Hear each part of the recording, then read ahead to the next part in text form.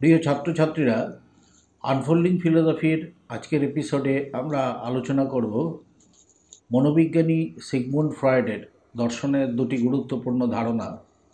একটি হচ্ছে Oedipus complex আর একটি হচ্ছে ইলেকট্রা কমপ্লেক্স। সিগমুন্ড ফ্রয়েডের এই যে ইডিপাস কমপ্লেক্স, এই যে ধারণাটি ফ্রয়েডের সবচেয়ে পরিচিত কিন্তু বিতর্কিত ধারণাগুলির মধ্যে একটি অন্যতম।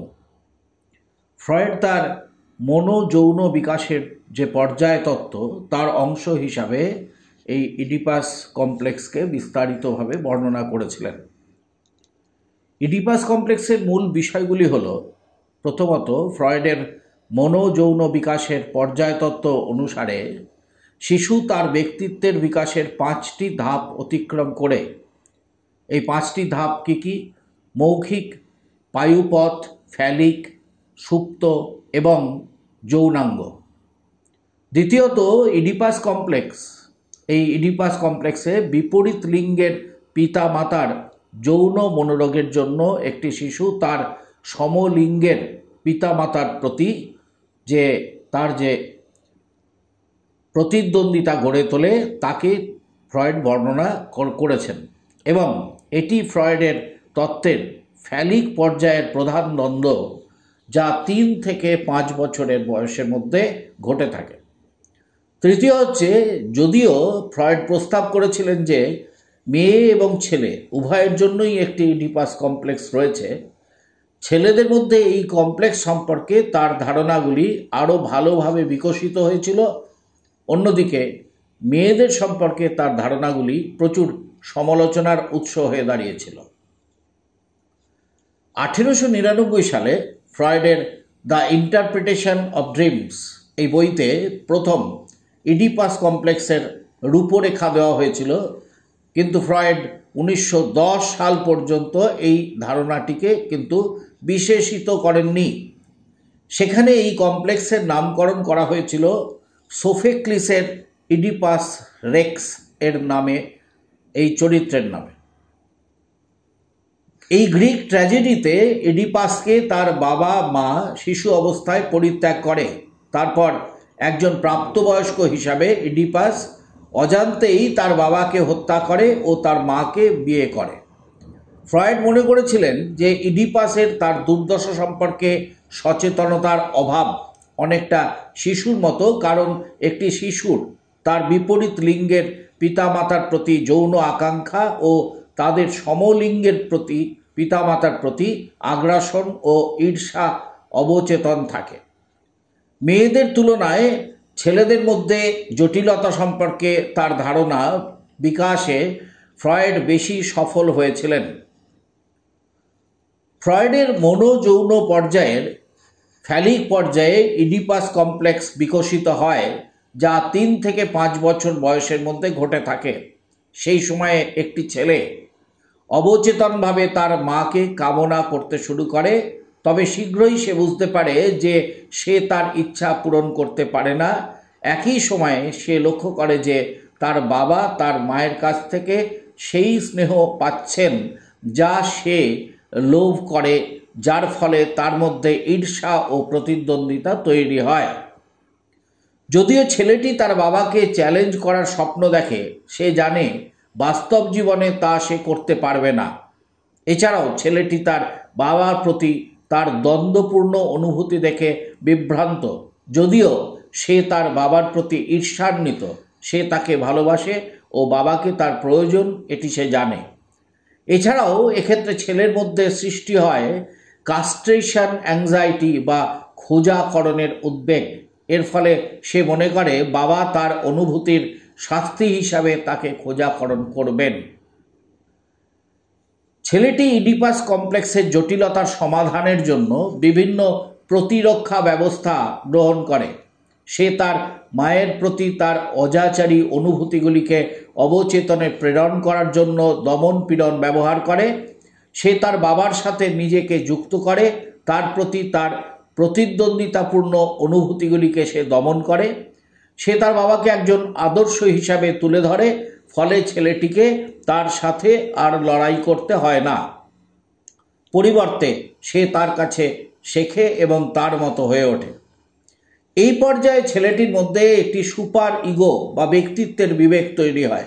সুপার ইগো ছেলেটির বাবা মা ও অন্যান্য কর্তৃত্বপূর্ণ ব্যক্তিত্বের মূল্যবোধ গ্রহণ করে, যা শিশুকে অনুপযুক্ত আবেগ ও কর্মকাণ্ড থেকে রক্ষা করার জন্য একটি আভ্যন্তরীণ ব্যবস্থা প্রদান করে থাকে। ফ্রয়েডের বিকাশ তত্ত্বের প্রতিটি পর্যায়ে পরবর্তী পর্যায়ে যাওয়ার জন্য শিশুদের একটি কেন্দ্রীয় দ্বন্দ্বের সমাধান করতে হবে। যদি শিশুটি তা করতে ব্যর্থ হয়, তাহলে তারা একটি সুস্থ প্রাপ্তবয়স্ক ব্যক্তিত্ব গড়ে তুলতে পারবে না। সুতরাং ফ্যালিক পর্যায়ে ছেলেটিকে ইডিপাস কমপ্লেক্সের সমাধান করতে হবে। যদি এটি না ঘটে, তাহলে প্রাপ্তবয়স্ক অবস্থায় ছেলেটি প্রতিযোগিতা ও প্রেমের ক্ষেত্রে অসুবিধার সম্মুখীন হবে।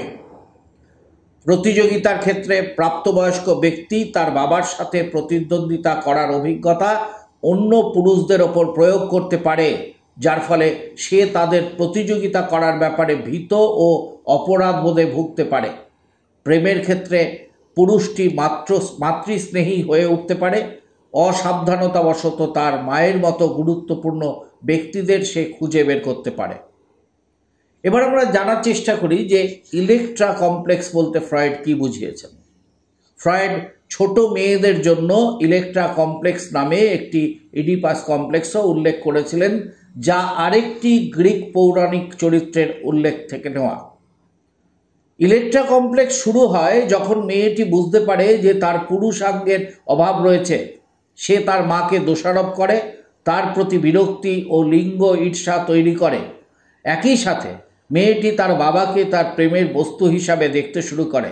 যখন সে জানতে পারে যে সে তার বাবার প্রতি তার স্নেহের ওপর কাজ করতে পারে না, কিন্তু তার মা পারে, তখন সে তার মায়ের প্রতি ঈর্ষান্বিত হয়।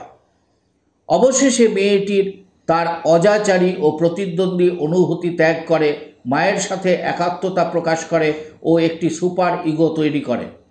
তবে ছোট ছেলেদের মধ্যে ইডিপাস কমপ্লেক্সের সমাধান সম্পর্কে ফ্রয়েডের সিদ্ধান্তের বিপরীতে তিনি নিশ্চিত ছিলেন না যে ছোট মেয়েদের মধ্যে এই জটিলতা কেন সমাধান বা কীভাবে সমাধান হয়। ফ্রয়েড যুক্তি দিয়েছিলেন যে সম্ভবত একটি ছোট মেয়ের ক্ষেত্রে তার বাবা মায়ের ভালোবাসা হারানোর উদ্বেগ দ্বারা সে অনুপ্রাণিত হয়ে থাকে।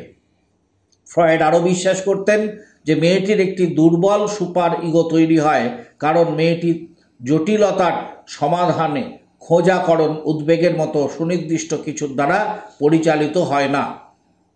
যদি মেয়েটি ফ্যালিক পর্যায়ে ইলেকট্রা কমপ্লেক্স সমাধান করতে ব্যর্থ হয়, তাহলে প্রাপ্তবয়স্ক হিসাবে তারও একই রকম সমস্যা হতে পারে, যেমন ছেলেটি ইডিপাস কমপ্লেক্স সমাধান করতে ব্যর্থ হয়, যার মধ্যে উল্লেখযোগ্য অন্যদের ক্ষেত্রে পিতা মাতা হওয়াও অন্তর্ভুক্ত।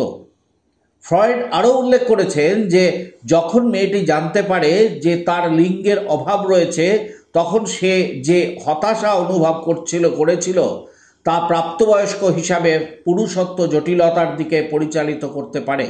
এর ফলে একজন মহিলা পুরুষদের সাথে ঘনিষ্ঠতা এড়িয়ে চলতে পারেন, কারণ এই ধরনের ঘনিষ্ঠতা তাকে তার অভাবের কথা মনে করিয়ে দেবে। পরিবর্তে সে অতিরিক্ত আক্রমণাত্মক হয়ে পুরুষদের প্রতিদ্বন্দ্বিতা করার ও তাদের ছাড়িয়ে যাওয়ার চেষ্টা করতে পারে। যদিও ফ্রয়েডের উল্লিখিত ইডিপাস কমপ্লেক্সের ধারণাটি বর্তমানের মনোবিজ্ঞানের আলোচনাতেও অনেকটা টিকে রয়েছে, তবুও বছরের পর বছর ধরে এটি নিয়ে অনেক সমালোচনা করা হয়েছে। বিশেষ করে মেয়েদের ক্ষেত্রে ইডিপাস কমপ্লেক্স সম্পর্কে ফ্রয়েডের ধারণাগুলি যখন তিনি এটি প্রথম উত্থাপন করেছিলেন তখন থেকেই অত্যন্ত বিতর্কিত ছিল। অনেকেই মনে করেছিলেন যে মেয়েদের ক্ষেত্রে যৌনতার পুরুষালী ধারণা প্রয়োগ করা ভুল, কারণ তারা যুক্তি দিয়েছিলেন যে মেয়েদের যৌনতা ছেলেদের তুলনায় ভিন্নভাবে পরিণত হতে পারে। অন্য কেউ কেউ যুক্তি দিয়েছিলেন যে নারীর প্রতি ফ্রয়েডের পক্ষপাতিত্ব সাংস্কৃতিকভাবে পুরুষ ভিত্তিক ছিল, যেমন মনোবিশ্লেষণমূলক লেখক ক্লারা থমসন ফ্রয়েডের ধারণাকে খণ্ডন করে বলেছেন যে লিঙ্গ হিংসা জৈবিকভাবে পুরুষভিত্তিক, পরিবর্তে তিনি উল্লেখ করেছিলেন যে মেয়েরা ছেলেদের হিংসা করে কারণ তারা প্রায়শই একই সুযোগ ও সুযোগের সুবিধার অভাব থেকে ভোগ করে থাকে। সুতরাং লিঙ্গ হিংসা ঘটে কোনো আকাঙ্ক্ষার কারণে নয়, বরং সমান অধিকারের জন্য প্রতীকী আকাঙ্ক্ষার কারণে। কেউ কেউ নারীর নিকৃষ্ট নৈতিকতা সম্পর্কে ফ্রয়েডের ধারণারও আপত্তি জানিয়ে যুক্তি দিয়েছিলেন যে এগুলি তার নিজস্ব কুসংস্কারের প্রতিফলন। প্রকৃতপক্ষে গবেষণায় দেখা গেছে যে ছেলে ও মেয়ে উভয়ের মধ্যে সমানভাবে শক্তিশালী নৈতিকতা বোধ গড়ে উঠতে পারে। এছাড়াও ফ্রয়েড যুক্তি দিয়েছিলেন যে ইডিপাস দ্বন্দ্ব সর্বজনীন, কিন্তু ম্যালিনোস্কির মতো নৃবিজ্ঞানীরা এর বিরোধিতা করেছিলেন যে প্রতিটি সংস্কৃতিতে নিউক্লিয়ার পরিবার আদর্শ নয়। ট্রোব্রিন্ডিয়ান দ্বীপপুঞ্জের বাসিন্দাদের ওপর ম্যালিনোস্কির গবেষণায় দেখা গেছে যে পিতা ও পুত্রের মধ্যে সম্পর্ক ভালো ছিল, পরিবর্তে পুত্রের কাকাই তার শাসনকর্তা হিসেবে কাজ করেছিলেন। এক্ষেত্রে ফ্রয়েডের বর্ণনা অনুযায়ী ইডিপাস জটিলতাকে কার্যকর বলা যায় না। ইডিপাস কমপ্লেক্স সম্পর্কে ফ্রয়েডের ধারণাগুলি বাস্তবে লিটল হ্যান্সের একটি একক কেস স্টাডি থেকে তৈরি করা হয়েছিল। সিদ্ধান্তে পৌঁছানোর জন্য শুধুমাত্র একটি মামলার উপর নির্ভর করে বৈজ্ঞানিক সিদ্ধান্তে বৈজ্ঞানিক ভিত্তিতে প্রশ্ন উত্থাপন করেছিলেন ফ্রয়েড। বিশেষ করে ফ্রয়েডের বস্তুনিষ্ঠতা এবং তার তথ্যের প্রমাণযোগ্যতা নিয়ে প্রায়শই প্রশ্ন তোলা হয়েছে। আজকের এপিসোডে আমরা তোমাদের জন্য আলোচনা করলাম মনোবিজ্ঞানী ফ্রয়েডের দুটি গুরুত্বপূর্ণ ধারণা, একটি হচ্ছে ইডিপাস কমপ্লেক্স এবং আরেকটি হচ্ছে ইলেকট্রা কমপ্লেক্স। তোমরা মনোযোগ সহকারে দেখো, এই আলোচনা অবশ্যই তোমাদের ভালো লাগবে। আজকের মতো আমরা মনোবিজ্ঞানের ফ্রয়েডের এই গুরুত্বপূর্ণ আলোচনা আমরা এখানেই শেষ করছি।